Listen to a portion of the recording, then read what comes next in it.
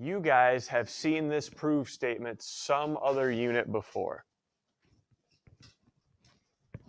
Where have we seen that proof statement? Somewhere before in a previous unit. You have seen, I have had you prove 2 line segments multiplied equal 2 line segments multiplied. Hi, am I going to take a stab at it? It's got something to do with means and extremes, you're right. Let's keep building. Anybody remember what unit the means and extremes were from? Because that's going to tell me what type of proof I'm going to do here. Hugh?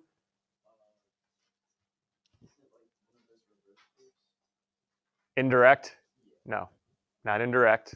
Not indirect. Means and extremes. What unit did we talk about? Means and extremes. Sean? Similar triangles. We have a winner. All right. Yes, we are proving the means and extremes equal, which means we need to prove triangles similar, but does anybody see any triangles up there? Nope, you will once we draw in chord AB and chord AD now. All right, so go ahead, draw in. This is a similar triangle proof, so I want to make sure I have triangles here, so go ahead and draw in AD and CB.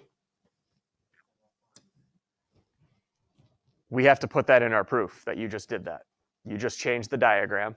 So we need to put that in our proof that CB and AD are drawn.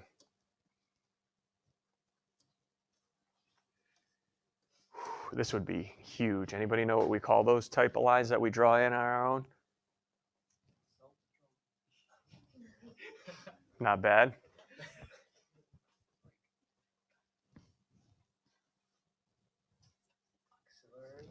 Auxiliary lines, yes. I have, ooh, that's rough. That just looks rough right there. Okay. I had no idea, Mike. Looks good though to me. I'll act confident. Again, so anytime you draw in your own lines. All right, so it's similar. Let's go back now. It's similar triangles. Main method in a proof, we proved 2 triangles similar. Angle, angle. All right, anybody want to find a pair of angles? The easy pair. Will? Vertical angles, let's put them in. Angle CEB, congruent to angle AED. Vertical angles are congruent.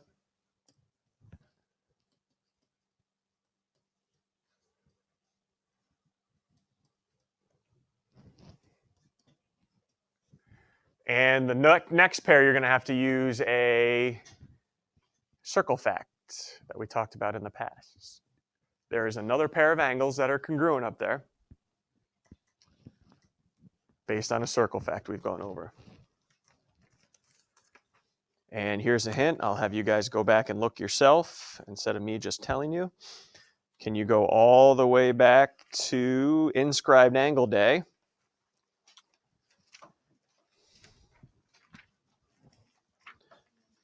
I believe we drew this on page 22. We did this theorem. Page 22, we did this theorem. And now look at the diagram. Anybody see anything related to that theorem that relates to our diagram?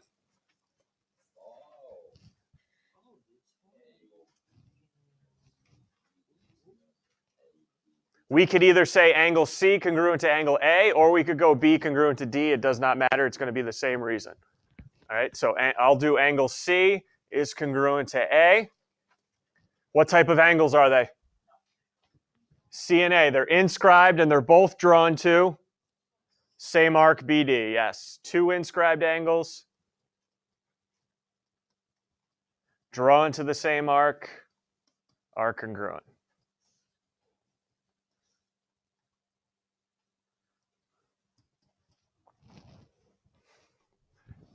Now I have angle, angle. Now your triangles are similar. So write a similarity statement now. Triangle CEB,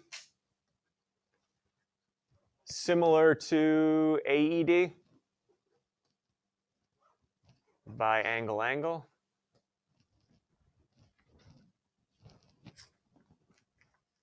And I'll let you guys kind of take over from here.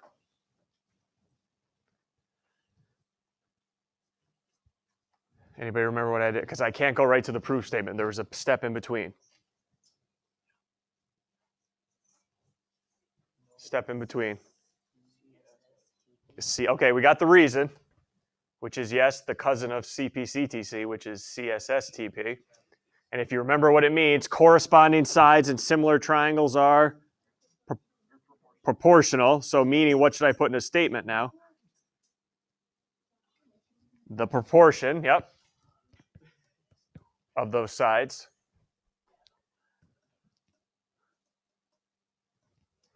So take a look at the proof statement. One side I need is AE, so I'll put AE in there first, but where would BE go then? Bottom right, because you're going to cross multiply them, yep. And then CE and DE can go in either of the two remaining spots.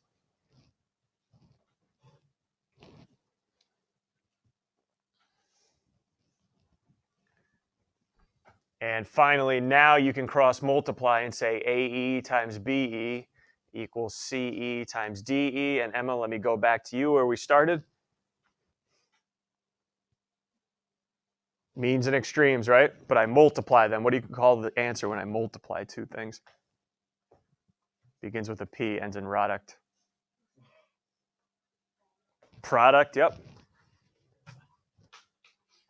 Product of the means equals product of the extremes, yep.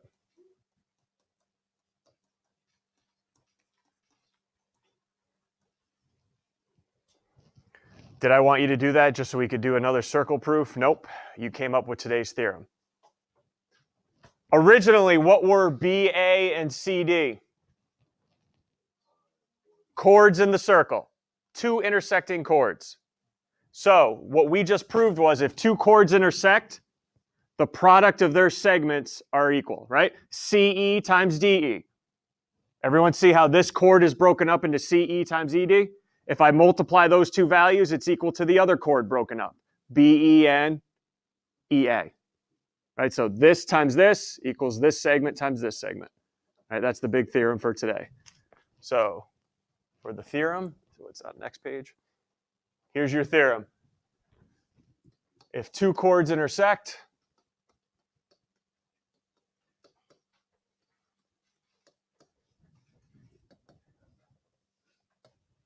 the product of their segments are equal.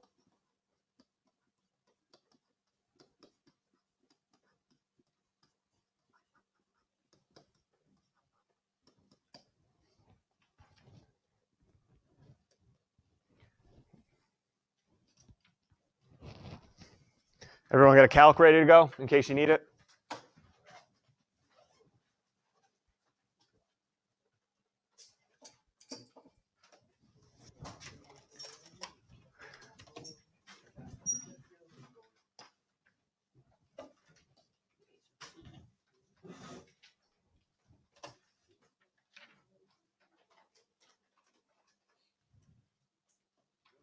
All right, here you go with number one.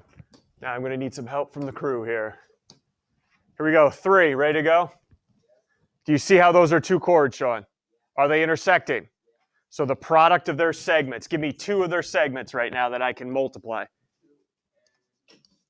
2 times x, does everyone see that? That's one chord broken up into two pieces, 2 and x. That product is equal to the product of the other two segments, Sean, which is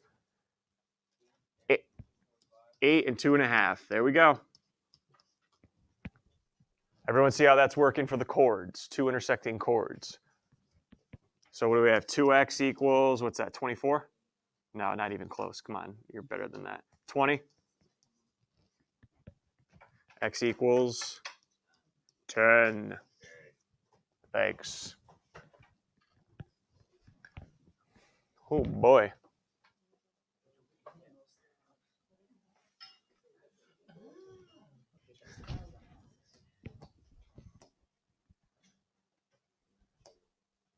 $14. 4.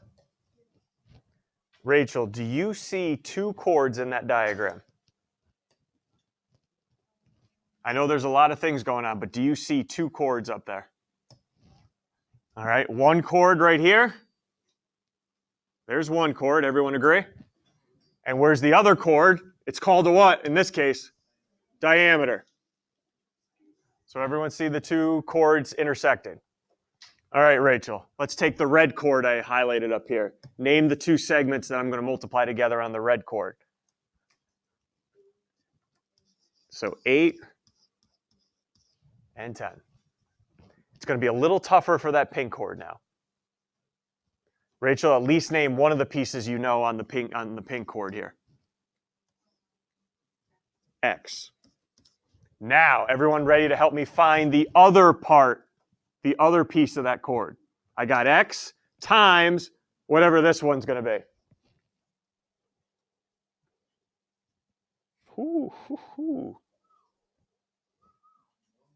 And also, I threw in this bad boy for some reason. Probably for us to look at it, right? What's that 12 I threw in there? Radius. Okay, hold on. Radius. What's the diameter then, Amy? The whole diameter is 24, right? And what did you call this chord? It's also a diameter. That piece is X, and you know the whole thing adds up to 24.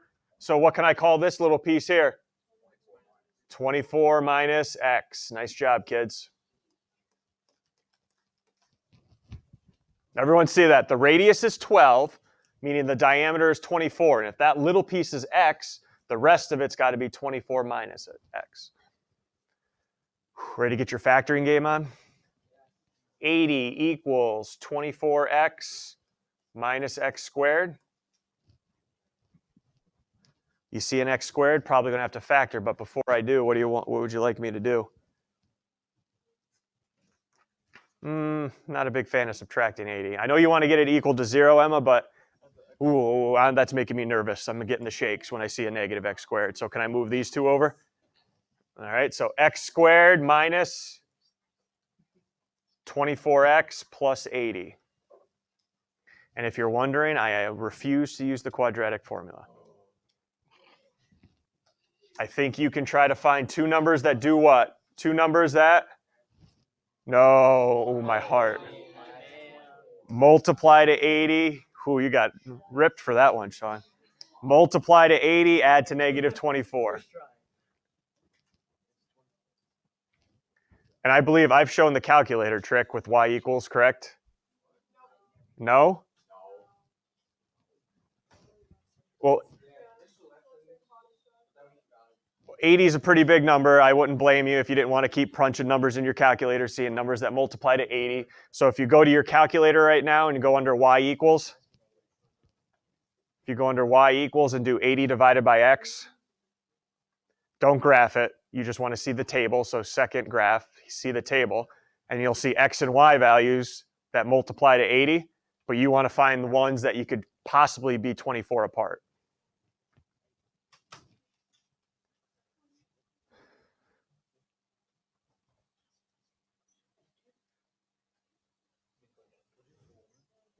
And obviously, you don't want to deal with any of the decimals, so you're just looking at the whole numbers. So 80 divided by x, anybody seeing any two numbers you could possibly put together to get negative 24? 20 and 4?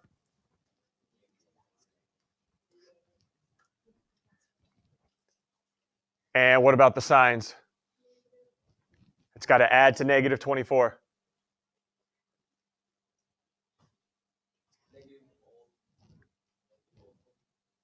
Negative, negative, and then what are your values of x? X could equal 4, or it could equal 20. Okay, and we're not going by the looks of the diagram. Bless you. We're not going to go by the looks of the diagram and assume it's the smaller one, so we're going to accept both. If one were negative, I'd have to, plug it in and see, but most likely if I'm just finding x, probably reject it. Anything, that was a tough one because we did have to factor here. Oh, good. Yep. Oh boy.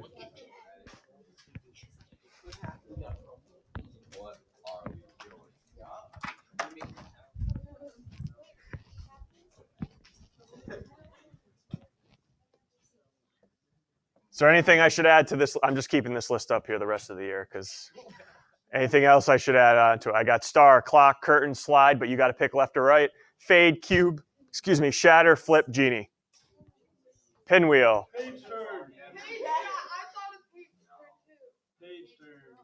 Page curl.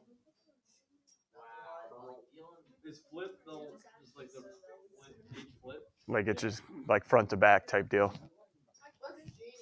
Genie is when it gets sucked up into the corner. That's not snap. I've never heard that one. That's not good. Or it comes from the corner, I forget. Okay, well, everyone ready? Star? Anybody want a star? How about a clock? Curtains.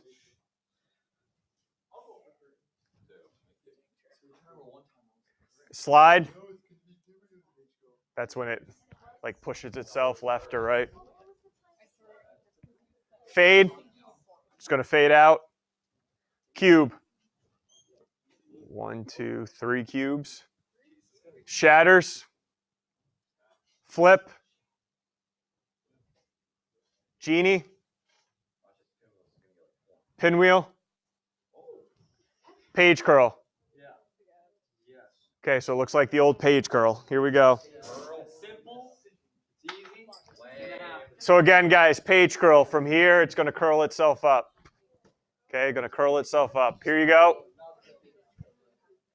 Promethean man or page curl. Ready?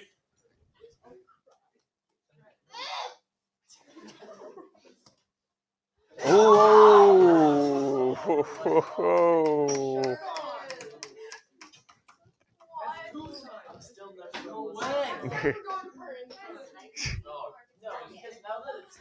All right. Stop the debate. Let's just go back. Go backwards. Okay. All right, here we go. So close. So close. Here we go, guys. Help me out. Find the length of the chord CD if it's 3 centimeters from the center. So it's 3 centimeters from the center of the chord. And the radius measures 5. What else could I add to the diagram now? I could add a 5 here, right? What about here? 2. Yep, because that's 3. The whole thing's 5, so there's a 2 spot. And also, here's a theorem. There's a theorem working right now.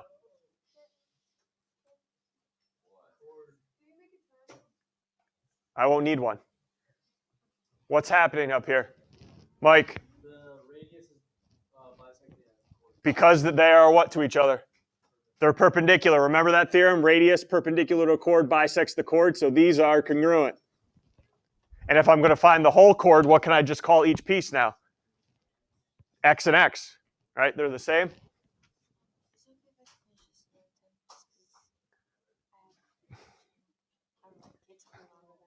Okay, it's got to be soon, though, because I can't have you go and start thinking about it. Okay, maybe after my test. Okay, I'm only going to be here till 3, so. Okay? If not, figure out something tomorrow. Okay, just leave it right there. Okay, so I'm going to call that X and X. Hey, what's CD still? It's still a what? CD. It's still a chord, and what's AB? I know it's a diameter, but it's also a chord, and they're intersecting. So I can do the product of their little segments. So let's do the chord first. What are the 2 segments on the chord? Chord CD. X and X. And what are the segments on chord AB? 2 and 8. Look.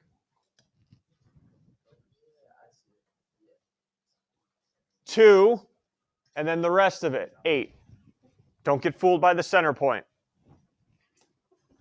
X squared equals 16. The value of X, 4, but you'll get a little point off there. What did we need to find? Oh, not even, I don't care about units yet. That's 4. That's 4. I needed the chord, though. CD equals 8, and now you can put the centimeters with it.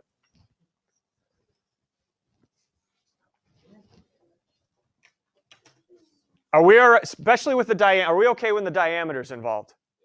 So I think some of you guys just see like the center point and you think that's a piece, but it's the whole thing from here to here. All right, that's why it was 8 instead of 5. Say that again. It's where the chord cuts it off, the other chord. Yes, Emma, it's where the other chord cuts it off. All right, it looks like we're going to have to do a diagram for this one.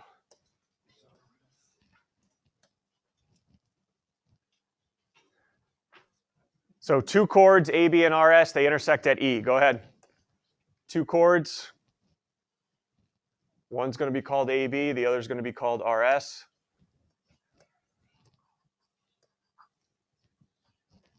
And they intersect at E. All right, what am I given? AE has a length of 3. EB has a length of 16. Up a ratio again, what do you want me to put on RE? 3x.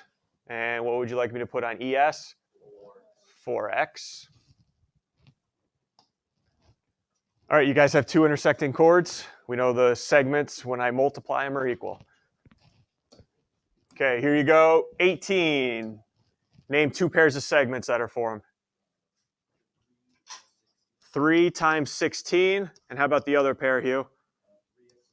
3x times 4x. Got it? So what do you have, 48? Oh boy, I'm nervous here. 3x and 4x multiplied. You're multiplying, everybody. 3 times 4.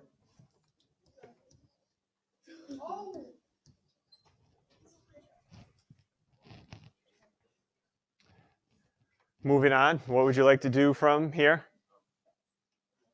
Get x by itself.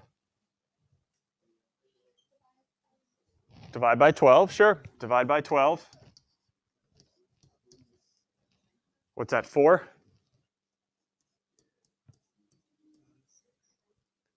X will be equal to plus or minus 2. Oh, but what's wrong with me having a negative 2 as a value of x? Yeah, when I plug that in, that's a no-go for that segment. So I'm just going to keep it as positive 2. Now go back, plug it back in, find the length of RE and ES. Length of RE, 6. And how about ES? 8. Yep. Anything before we get to something slightly different now? One more theorem. It still involves chords.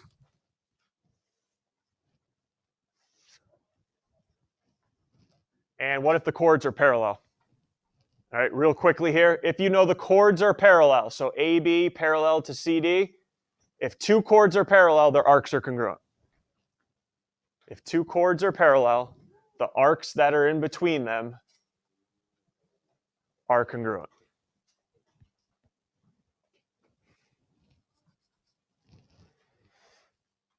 So let's take a look at circle O. AB and CD are parallel. Let me stop right there. According to this theorem, which 2 arcs should be congruent? CA is congruent to DB. Yep. Can you guys find CA? Ooh. Now that you know those 2 are congruent, is it possible to find CA? And remember, it always gets overlooked. You got a little diameter here. Got a little diameter. What's going through your thoughts right now? Here we go. 3, talk to us.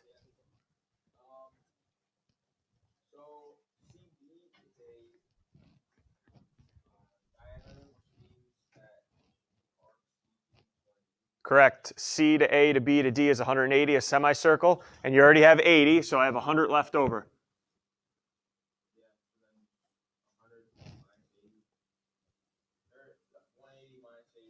That gives me my 100, yep. Because the 2 remaining arcs are congruent, meaning arc CA is going to be 50 degrees.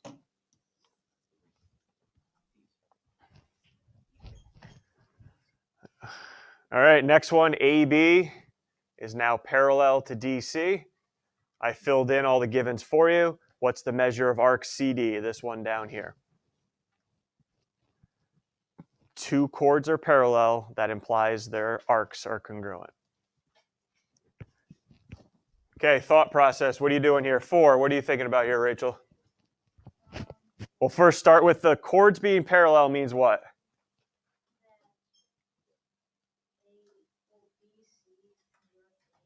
Okay, so what's the measure of BC? 80. All right, keep this train going. How are you going to find DC now? And? Okay, we got a winner. Oh, you already got it for me. What do you got? 140 degrees.